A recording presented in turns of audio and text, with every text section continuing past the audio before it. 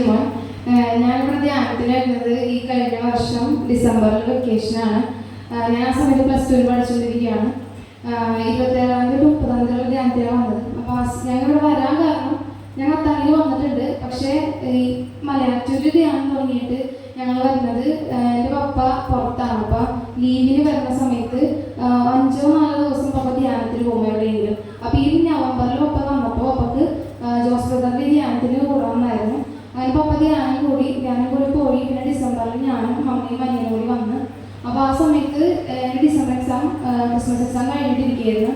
സത്യം പറഞ്ഞാൽ ഈ +1 +2 ഇത്രയും നാളെ എഴുതിയ ഡിസംബർ എക്സാം വരെ എഴുതിയ പരീക്ഷയിൽ ഇതുവരെ ഞാൻ എത്രത്തോളം കഷ്ടപ്പെട്ട് ഹാർഡ് വർക്ക് ചെയ്ത് 12 മണി 1 മണി വരെയൊക്കെ ഇത് പഠിച്ചാലും എനിക്ക് ഞാൻ വിചാരിച്ച റിസൾട്ടിലേക്ക് എത്തിയിട്ടുണ്ടായില്ല. എനിക്ക് എപ്പോഴും റിസൾട്ട് കുറവായിരിക്കും. അപ്പോൾ അതൊന്നും നല്ല വിഷമത്തിലൊക്കെ ഞാൻ ഈ ധ്യാനത്തിന് വന്നത്. കാരണം ഈ ധ്യാനം കഴിഞ്ഞാൽ ജനുവരി, ഫെബ്രുവരി, മാർച്ച് ഈ 3 മാസമൊക്കെ അടുപ്പിച്ച എക്സാംസാണ്. ജനുവരിയിൽ പ്രാക്ടിക്കൽ, മോഡൽ, അങ്ങനെ തിയറി എക്സാംസ് എല്ലാം തുടങ്ങാം. അപ്പോൾ അതുകൊണ്ട് തന്നെ വിഷമിച്ച് പേടിച്ചിട്ട് ഞാൻ ധ്യാനത്തിന് വന്നത്.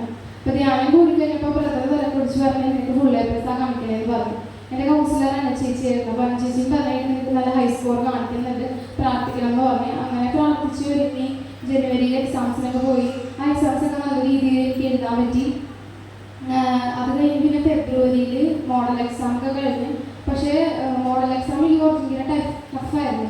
എന്ന് പറഞ്ഞാൽ പാസ്സാവാൻ പാടില്ല എന്ന് പറഞ്ഞ രീതിയിൽ ക്വസ്റ്റ്യൻ പേപ്പർ ടോലായിരുന്നു. ഭയങ്കര ടഫായിരുന്നു. അപ്പം ഞാൻ വിചാരിച്ചു ഈശോയെ എനിക്ക് +2 മെയിൻ എക്സാമിന് എനിക്കൊരു A+ പോലും കിട്ടൂല എന്ന് ഓർത്ത് പേടിച്ചൊക്കെ ഇരിക്കുകയായിരുന്നു. അതിന് ഞാൻ ബ്രദറിനെ വിളിച്ച് പ്രാർത്ഥിച്ച് പിന്നെ ഞങ്ങൾ ഏകദേശത്തിനൊക്കെ വരുമായിരുന്നു. അപ്പോഴും ബ്രദർ പറഞ്ഞത് എനിക്ക് ഫുൾ A+ ആണെന്നാണ് പറഞ്ഞത്.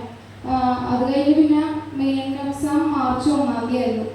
അങ്ങനെ ബ്രദറിനോട് പ്രാർത്ഥിച്ചു. ഇനി മാർച്ച് 1-ാം തീയതി ഫിസിക്സ് ആയിരുന്നു ഏറ്റവും ടഫുള്ള വിഷയം. അങ്ങനെ ഞാൻ ചെന്ന് ക്വസ്റ്റ്യൻ പേപ്പർ കിട്ടിയപ്പോൾ ഞാൻ ശരിക്കും ഞെട്ടി. കാരണം A+ കിട്ടാൻ ഒരു കുട്ടിക്ക് A+ കിട്ടാൻ പറ്റിയ ക്വസ്റ്റ്യൻ പേപ്പറായിരുന്നു. ഞാൻ പഠിച്ച ഡെറിവേഷൻസ് എല്ലാം ഞാൻ പഠിച്ചതായിരുന്നു, എല്ലാ ക്വസ്റ്റ്യൻസും. അങ്ങനെ എനിക്ക് വളരെ എളുപ്പമായിരുന്നു. ബാക്കി എല്ലാ ക്വസ്റ്റ്യൻസും എല്ലാ എക്സാംസും എളുപ്പമായിരുന്നു. അത് കഴിഞ്ഞ് ഈ മെയ് 9-ാം തീയതി റിസൾട്ട് പബ്ലിഷ് ചെയ്തു. എനിക്ക് ഫുൾ A+ ഉണ്ട് ഹിസ്റ്ററി. ഞാൻ മാതാവിനോട് പറഞ്ഞിട്ടുണ്ടായിരുന്നു എനിക്ക് ഫുൾ A+ കിട്ടിയത് ഞാനിവിടെ ഒരു സർട്ടിഫിക്കറ്റ് കൊണ്ട് സാക്ഷ്യം പറയുന്നു.